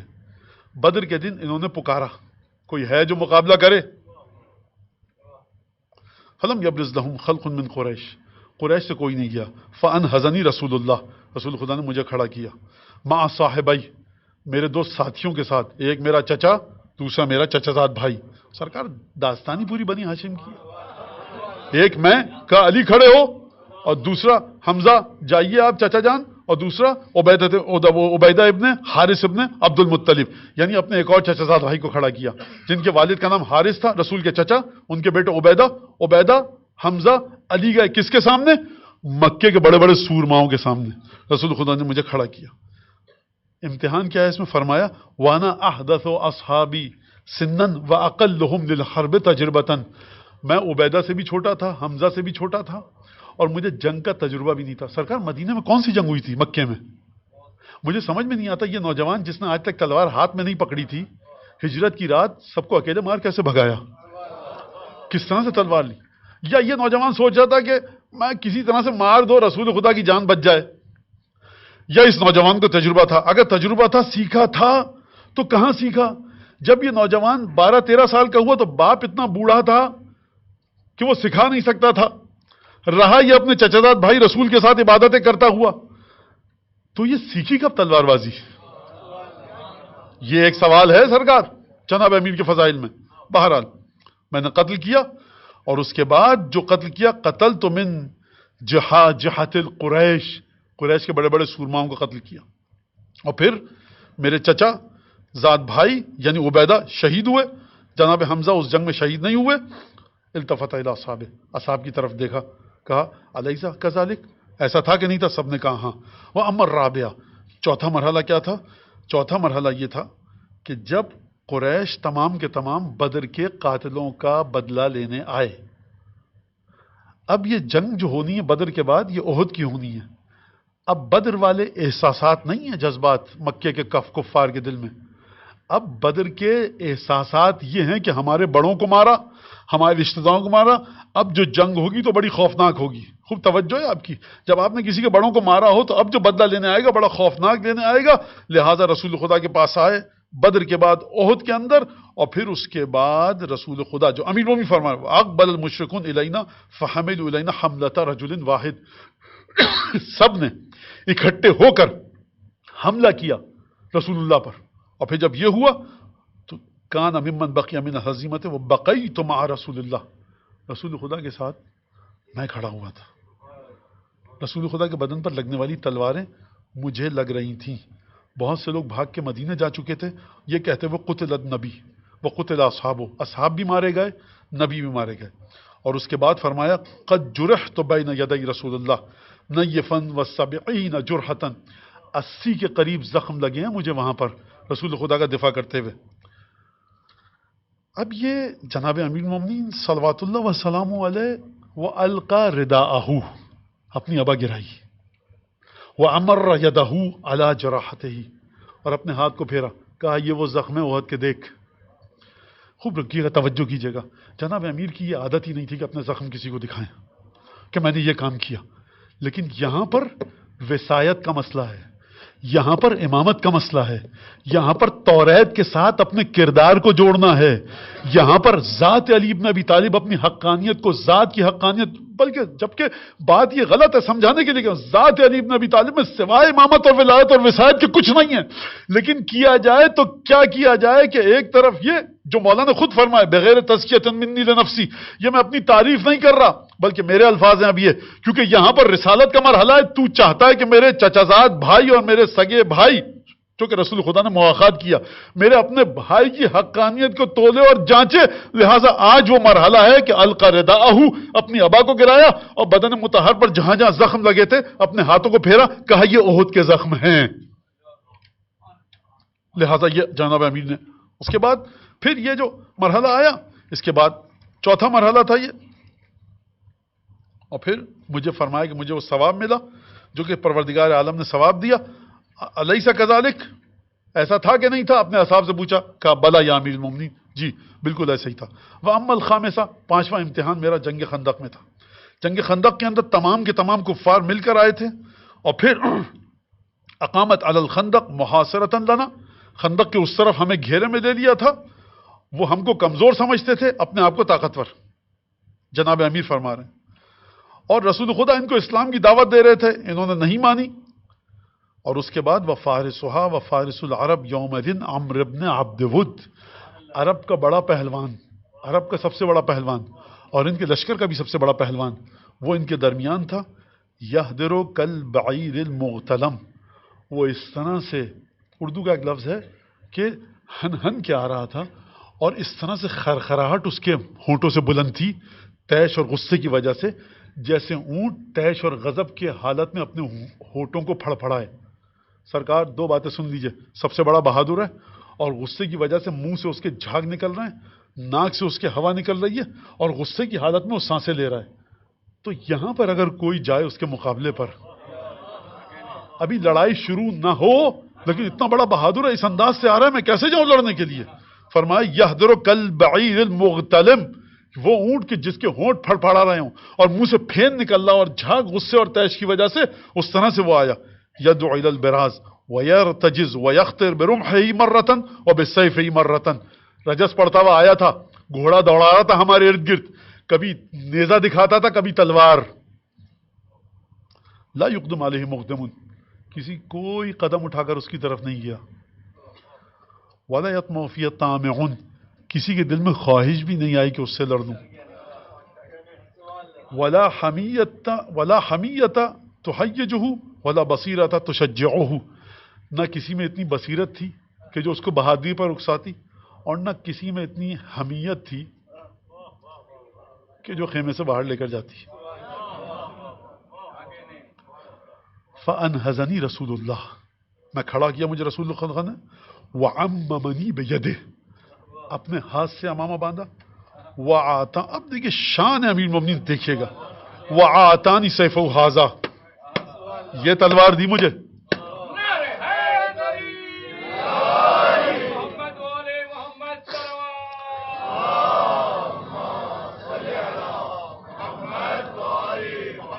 یہ میں نے کیوں کیا؟ یہ میں نے کیوں کیا؟ مجھے حق ہے کرنے کا؟ نہیں، حجت خدا کی جانب فعل کی نسبت بھی نہیں دی جا سکتی. شیخ مفید نے، شیخ صدوق نے لکھا ہے وضرب بیدہ الی ذی الفقار، ذوالفقار کو تھپتھپایا، یہ تلوار دی تھی اپنے ہاتھ سے، امامہ اپنے ہاتھ سے باندھا تھا.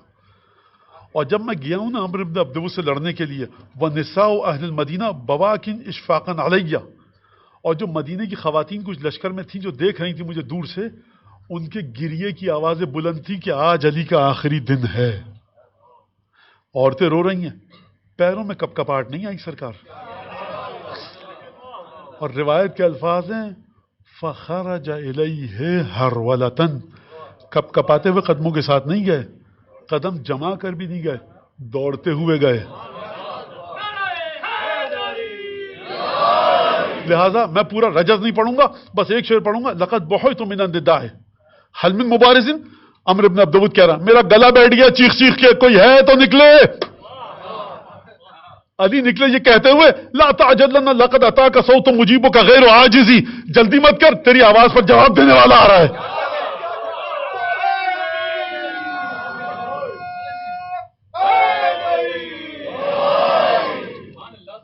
کس کے سامنے گئے؟ ہونٹ پھڑ پھڑا رہے ہیں، منہ سے پھین نکل رہا ہے. علی جا رہے ہیں ذرا دیکھ کے جائیے گا، 1000 سواروں پر بھاری ہے. میں کیا بات کروں اس کے اوپر اب. پھر اس کے بعد خواتین رو رہی ہیں. مولا نے مقابلہ کیا. وَضَرَبَنِي هَذِهِ الضَّرْبَةِ، اور عمرو بن عبد الود نے مجھے ایک ضربت لگائی.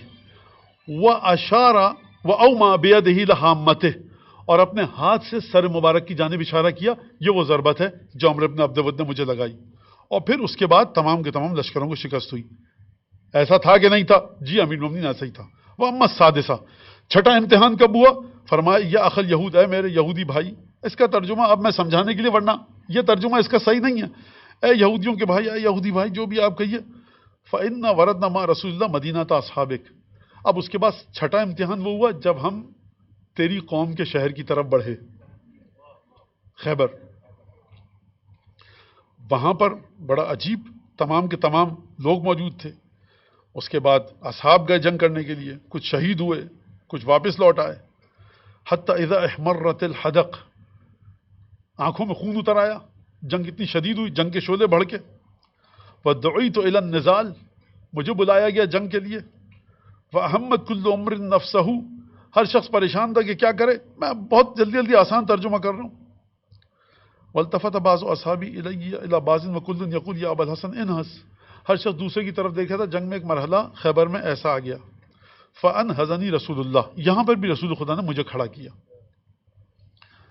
اور کوئی بھی گھڑ سوار میرے سامنے آتا تھا. وَلَا يَثْبُتْ لِفَارِسٍ إِلَّا طَحِنْتُهُ ثُمَّ شَدَّدْتُ عَلَيْهِمْ شِدَّةَ اللَّيْثِ عَلَى فَرِيسَتِهِ. کوئی بھی جو میرے سامنے آیا نا، میں نے اس کو اپنی تلوار سے واصل عدم کیا. شَدَّدْتُ عَلَيْهِمْ شِدَّةَ اللَّيْثِ عَلَى فَرِيسَتِهِ، اور میں اس طرح سے جنگ لڑ رہا تھا جس طرح سے شیر اپنے شکار کو دبوچتا ہے. حتی ادخلتہم جوف مدینتہم مسددا علیہم، میں نے اتنا مار مار کے دھکیلا ان کو کہ یہ دوبارہ اپنے شہر میں چلے گئے. فاختلعت باب حصنہم بیدی، اور پھر قلعے کا دروازہ اپنے ہاتھ سے اکیلے اکھیڑا.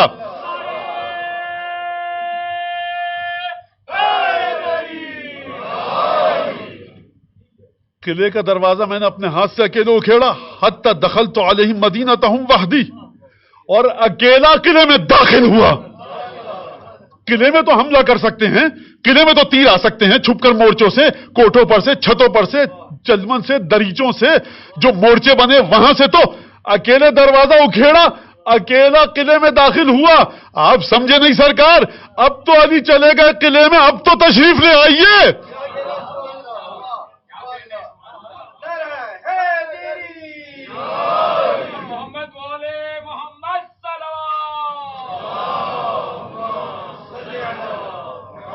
فرمایا اچھا مدد کس نے کی؟ 40 آدمی دروازے کو نہیں اکھیڑ سکتے تھے.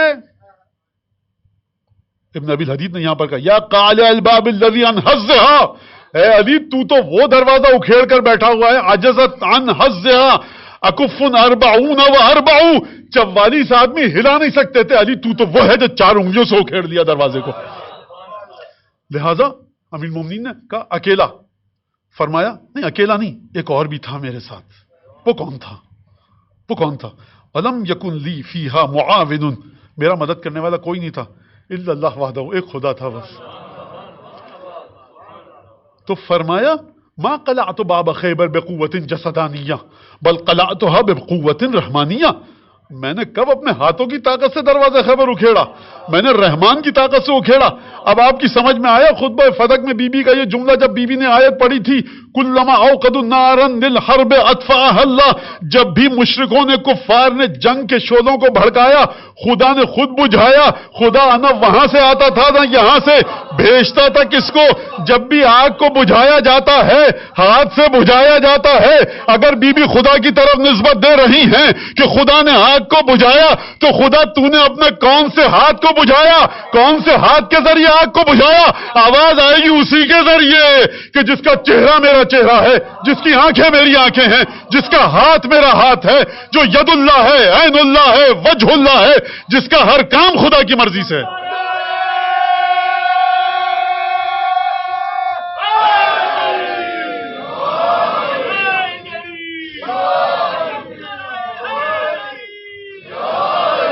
مجھے یقین کریں اتنا دل کو سکون مل رہا ہے کہ آپ اتنی خوش مجلس کو اتنی توجہ سے سن رہے ہیں کہ مولا کے الفاظ ہیں، لیکن واقعاً ان آپ کی ماؤں کو اور باپوں کو خدا سلامت رکھ کیا کریں، اور چلے گئے تو ان پہ ڈھیروں رحمتیں نازل کرے. یہ آپ کے گھر کی تربیت ہے جو آپ سمجھ رہے ہیں، اور آپ یہ نہیں کہہ رہے مولانا حدیثیں پڑھ رہے ہیں. یعنی واقعاً مجھے سکون مل رہا ہے مجلس پڑھ کے کہ آپ لوگ اس طرح سے سمجھ رہے ہیں. جناب امیر المومنین اپنے امتحان گنوا رہے ہیں. فرمایا اما السابعہ، زندگی میں ہونے والا امتحان، سورہ برات. جبریل آئے، کہا کہ یہ سورہ لے کے جاؤ، بسم اللہ کے بغیر سورہ، آذان من اللہ، اعلان ہے یہ، اللہ بیزار ہے، رسول بیزار ہے مشرکین سے. دیکھو اب وہ تمام حرکتیں مت کرنا، مختصر الفاظ میں، اور اللہ اور اس کا رسول تم سے جنگ کرنے کے لیے تیار ہے. اگر تم نے یہ حرکتیں کی غلط سلط تو ہم پھر تمہیں سبق سکھائیں گے. آسان ترجمہ بڑے آسان الفاظ میں فرمایا.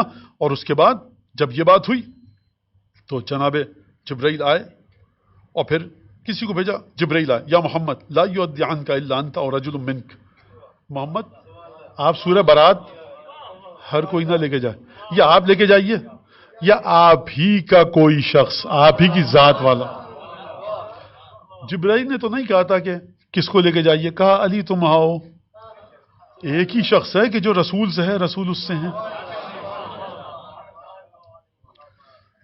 فَأَنْبَأَ اللَّهُ بِسْمِ اللَّهِ فَأَنْبَأَنِي رسول اللہ، رسول خدا نے خبر دی کہ علی دیکھو مسئلہ یہ ہو، یا میں جاؤں یا تم جاؤ یا مجھ سے کوئی شخص. سرکار رک جائیے.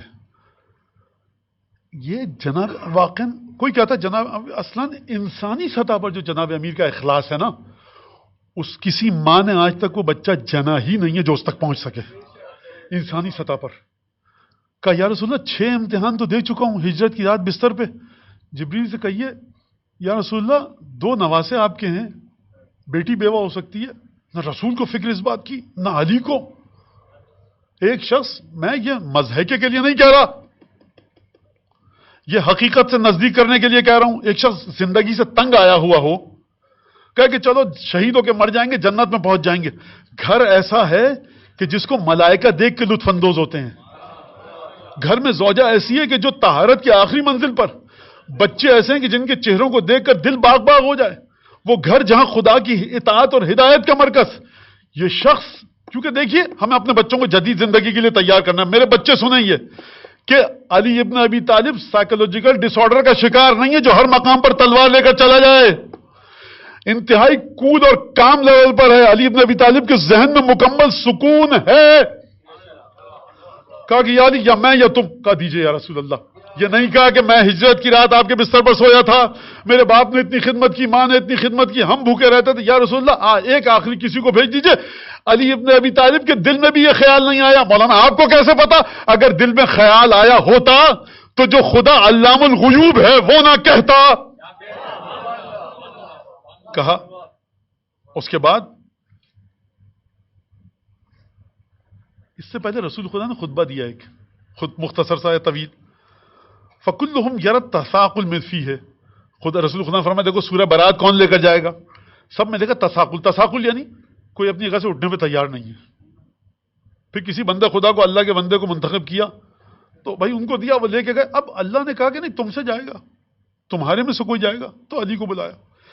جب علی کو بلایا تو اب جناب امیر کیا فرما رہے ہیں؟ میں اتیت مکہ، اے یہودی بھائی میں مکہ گیا. من قد عرفتم، تم مکے والوں کو جانتے ہو. لیس منہم احد، ان میں سے اس وقت ایک بھی شخص ایسا مکے میں نہ تھا. لو قدر ان یضع علی کل جبل منی اربا لفعل، اگر اس کو کوئی کہتے نا کہ اپنے بیوی کو قربان کر دے، بچوں کو قربان کر دے، اپنے گھر والوں کو تم قربان کر دو، مال دے دو اپنا، اس کے بدلے میں ہم علی کے ٹکڑے ٹکڑے کر کے مکے کے پہاڑوں پر پھیلا دیں گے. اتنی نفرت تھی مجھ سے کہ وہ یہ کر دیتا. کہا میری بیوی مر جائے، بچے مر جائیں، آل اولاد اہل و عیال ماں باپ مر جائیں، گھر دے دوں، مال دے دوں، علی کے ٹکڑے ٹکڑے کر دو. فرمایا کہ قدر لیس منہم احد، ہر شخص کے جذبات یہ تھے ولو قدر، اگر طاقت ہوتی، ان یضع علی کل جبل منی اربا لفعل، اربن یعنی میرا ٹکڑا، ٹکڑے ٹکڑے کر کے علی کے پھیلا دو مکے کے پہاڑوں پر. ولو ان یبذل فی ذلک نفسہ واہلہ والدہ، اپنے ماں باپ گھر بار سب کی قربانی دے دیتا، علی کے ٹکڑے ٹکڑے کر دو، اتنی نفرت ہے علی سے. فبلغتہم رسالۃ النبی، اس حال میں رسول کا خط پہنچایا ہے. وقرأت علیہم کتابہ، اور اس حال میں رسول خدا کا خط پڑھا ہے. فکلہم یلقانی بالتہدد والوعید ویبدی لی البغضاء، سب کے سب مجھے دھمکیاں دے رہے تھے، سب ڈرا رہے تھے اور سب اپنی دشمنیوں کا اظہار کر رہے تھے. فکان منی فی ذلک ما قد رأیتم، تم نے دیکھا جو واقعہ ہوا، میں کتنے سکون سے گیا، ہر شخص میرا دشمن تھا. الیس ذلک کلہ، اس طرح سے نہیں ہوا تھا یہ؟ سب نے کہا بلا یا امیر المومنین، بالکل اسی طرح سے ہوا تھا.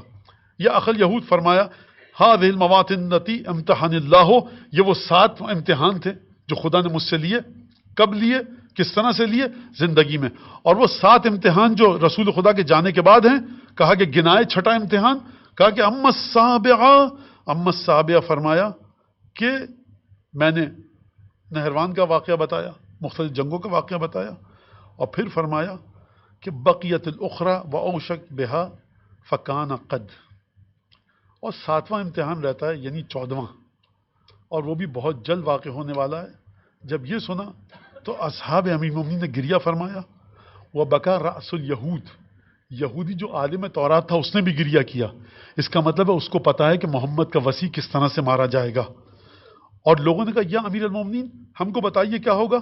فرمایا ان تخذب ہذہ من ہذہ. صلی اللہ علیہ یا امیر المومنین، صلی اللہ علیہ یا قائد الغر المحجلین، صلی اللہ علیہ اول المظلوم، صلی اللہ علیہ یا امام المتقین، صلی اللہ علیہ یا امیر المؤمنین. صلی اللہ علیہ یا مولائی. فرمایا یہ داڑھی سر کے بالوں کے خون، سر کے خون سے خضاب لگے گا. آپ امیر المومنین پہ گریہ کرنے آئے ہیں، زیادہ زحمت نہیں دوں گا آپ کو. جب آپ گریہ کر رہے ہیں نا تو آپ شکر کیجئے خدا کا کہ آپ کا دل سیدہ کے دل سے متصل ہے، آپ کا دل رسول اللہ کے دل سے متصل ہے، کیونکہ رسول نے بھی علی کے مصائب کو یاد کر کے گریہ کیا ہے، سیدہ نے بھی علی کے مصائب کو یاد کر کے زندگی میں گریہ کیا ہے. 13ویں رمضان آئی، کہا بیٹا حسن رمضان المبارک کی کون سی تاریخ ہے؟ کہا بابا 13ویں. میں اپنے الفاظ میں عرض کر رہا ہوں. کہا کہ بہت جلد ہے کہ وعدہ الہی پورا ہو جائے. 19 رمضان سے پہلے خواب دیکھا، شہادت سے پہلے، ضربت سے پہلے رسول اللہ کو دیکھا. کہا کہ یا علی ہم تمہارا انتظار کر رہے ہیں، جلد آؤ، وعدے کا وقت نزدیک. کہا کہ یا علی بہت دکھ اٹھائے، بہت تکلیفیں دیکھی، دعا کرو. کہا یا رسول اللہ آپ کی امت نے مجھے بڑے غم دیے. آپ علی ابن ابی طالب کی ضربت کی عزاداری کرنے آئے ہیں نا، کہ آج علی شہادت کی طرف جا رہے ہیں. میں یہ کہوں گا کہ علی اس دن شہید ہو گئے تھے جب رسول کو اپنے ہاتھوں سے دفنایا، اور جو بچی ہوئی رمق تھی اس دن ختم ہو گئی تھی جب سیدہ کے زخمی بدن کو قبر میں رکھا تھا اور روضہ رسول کا رخ کر کے کہا تھا یا رسول اللہ قل عن صفیت کا صبری. یا علی اب علی کے دل میں صبر کی طاقت نہیں. هذه مصیبت لا عزاء لها. یا رسول اللہ اب علی کا زخم بھر نہ پائے گا.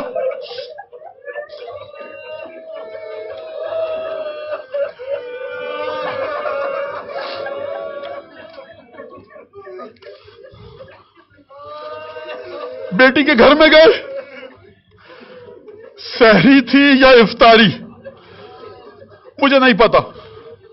جو کی روٹی اٹھائی, 2 لقمے کھائے, ذرا سا نمک تناول فرمایا, کہا بابا مزید کچھ اور لیجئے. کہا میں چاہتا ہوں اپنے رب سے جب ملاقات کروں تو شکم سیر ملاقات نہ کروں. اب آپ مجھے بتائیے یہ سن کر بیٹی کے دل کی کیا حالت ہوئی ہوگی. ایک دفعہ آگے بڑھے, روایت نقل ہے, بطخیں دوڑتی ہوئی آئیں, امیر المومنین کا راستہ روکا, فشد میزرہ, اپنی کمر کے پٹکے کو کس کر باندھا, ابا کے دامن کو شاید سمیٹا ہو. کہا کہ دیکھو میرے بعد ان کا خیال رکھنا, ان آوازوں کے بہت جلد بعد نہوں کی آوازیں آئیں گی. بس ایک دفعہ مسجد کی جانب گئے. مسجد کی جانب جب گئے اس ملعون کو اٹھایا, کہا کہ جو ارادہ تو کر کے آیا ہے اگر وہ واقع ہو جائے زمین اور آسمان پر لرزہ طاری ہوگا. آپ کو یاد ہے نا, مدینہ ہے, رسول خدا منبر پر تشریف فرما شاید ہیں, خطبہ دے رہے ہیں. فرمایا یا علی کانی بے کا, یا علی 19 رمضان کو میں تیرے پاس مسجد کوفہ کی محراب میں ہوں گا کہ جب تیرے سر پر اشخل آخرین ضرب لگائے گا. ایک دفعہ علی ابن ابی طالب نے نافلے کی نیت کی, یہ ملعون اٹھا, تلوار اٹھائی, ضربت لگائی اسی جگہ پر کہ جہاں عمرو ابن عبد ود کی ضربت تھی. ایک دفعہ تیرا کر زمین پر گر پڑے. آواز آئی تحدمت واللہ ارکان الہدا, ارے ہدایت کے ارکان گر گئے. بھل بھل خون بہا, مسجد کوفہ کی مٹی کو سر اقدس پر ڈالا. آپ جانتے ہیں کہ سورہ کی تلاوت کر رہے تھے جناب امیر, سورہ انبیاء کی تلاوت کر رہے تھے. اس کا مطلب تھا کہ جب ضربت لگی ہے نا, آدم سے لے کر خاتم تک تمام انبیاء مسجد کوفہ میں موجود تھے. ایک دفعہ علی تیورا کر زمین پر گرے, مٹی اٹھائی, زخم پر ڈالی, فزت ورب الکعبہ بسم اللہ وباللہ وفی سبیل اللہ وعلی ملت رسول اللہ کہتے جاتے ہیں, مٹی کو زخم پر ڈالتے جاتے ہیں. ایک دفعہ اصحاب آئے, علی کو اٹھایا, علی کو اٹھا کے چٹائی میں رکھا, چٹائی لے کر اصحاب چڑھے. یقیناً صحابی یہ کہہ رہے ہوں گے دیکھو روزے کا عالم ہے, دھیمے سے اٹھانا, ذرا دھیرے سے اٹھانا, تکلیف نہ ہو, آرام آرام سے چلو, گھر تک لے کے جاؤ. کسی صحابی نے شاید یہ کہا ہو کہ دیکھو گھر میں ابھی بہویں آئیں گی, بیٹیاں آئیں گی, زخم نہ دیکھیں, داڑھی خون آلود ہے, چہرے پر خون بہ رہا ہے. علی ابن ابی طالب چٹائی پر ہے. میں کہوں گا یا علی آپ کتنے خوش قسمت ہیں.